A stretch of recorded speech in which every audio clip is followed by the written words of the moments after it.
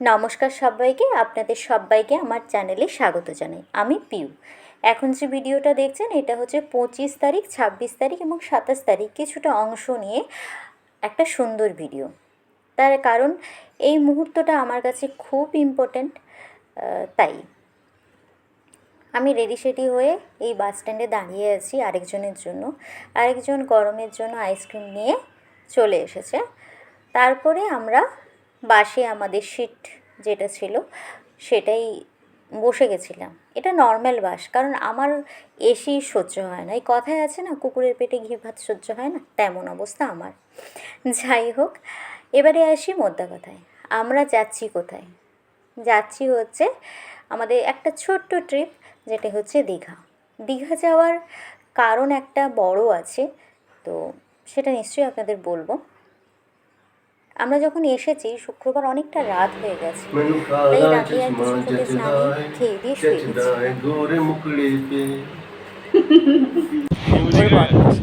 যাই হোক, এটি হচ্ছে দীঘার জগন্নাথ মন্দির। পুরোটা তো ঢুকতে দেয় না, তাই দূর থেকে একটু দেখিয়ে দিলাম। আর এখন যেটা দেখতে পাচ্ছেন এটা হচ্ছে চন্দনেশ্বর মন্দির। দীঘা আসার প্রথম কারণ আমাদের এটাই ছিল, চন্দনেশ্বর মন্দিরে পুজো দেওয়া। কারণ আগেই আমি বলেছি, আমাদের দুজনের কারোরই অ্যানিভার্সারি বা জন্মদিন এগুলো কোনো দিনই বড় করে পালন করার ইচ্ছে আমাদের নেই। কিন্তু ওই আমার ইচ্ছে ছিল পুজো দিয়ে দিনটা শুরু করব এবং বাবা মার আশীর্বাদ নিয়ে। তাই পুজো দেওয়ার জন্য ওই বলল যে চন্দনেশ্বর যাব। কারণ চন্দনেশ্বর ওর মা বাবা মানে আমার শ্বশুর শাশুড়ি মা প্রচুর আসতেন, তার জন্য। তাই চন্দনেশ্বর আসা এবং পুজো দেওয়া। পুজোটা খুব ভালোভাবে দিয়েছি। কিন্তু এর সাথে একটা কথা বলে রাখি, জানি না মানে বলাটা ঠিক হবে কি না। এইখানে পুজো দিতে এলে প্রচুর পরিমাণে টাকা নিয়ে আসতে হয়। তার কারণ প্রতিটা পদক্ষেপে আপনার টাকা লাগবে। টাকা ছাড়া কেউ কোনো রকমের হেল্প বা কোনো কিছুই করবে না। যাই হোক, পুজো টুজো দেওয়ার পর সামান্য একটু খেয়ে দিয়ে আবার আমরা সাইড ভিউ দেখার জন্য বেরিয়ে গেছিলাম। এই দেখুন কত মানুষ।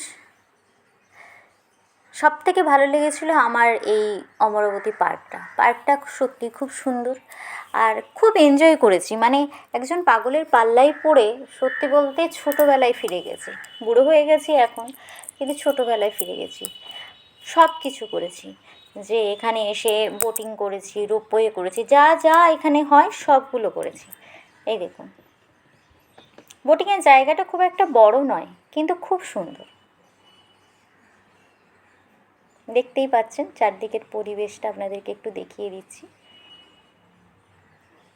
আর এই বোটিং করার পর আমরা চলে গেছিলাম রোপওয়েতে বিশ্বাস করুন কেউ নেই, আমরা দুজনেই চড়েছি। আর রোপওয়েটা ফাঁকাই ছিল, কিন্তু ওপর থেকে রোপওয়ের মানে দেখতেন মানে ওপর থেকে নিচটা দেখতে অপূর্ব সুন্দর লাগছিল।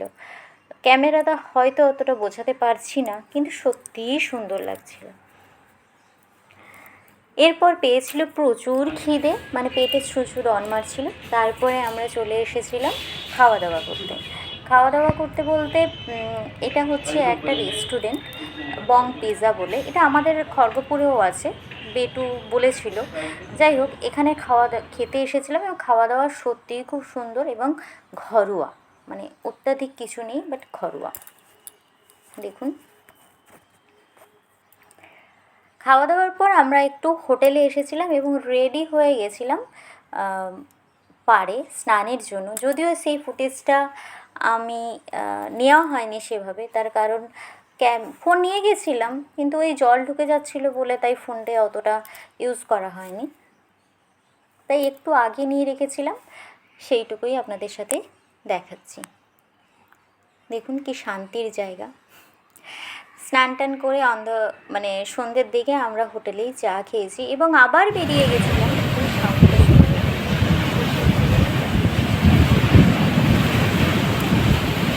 তারপর একটু ওই লোকাল যে বাজারটা হয় ওটাই দেখতে আমরা বেরিয়ে গেছিলাম। জিনিসপত্রের দাম প্রচুরই বেশি, আপনাকে একটু দাম করেই নিতে হবে।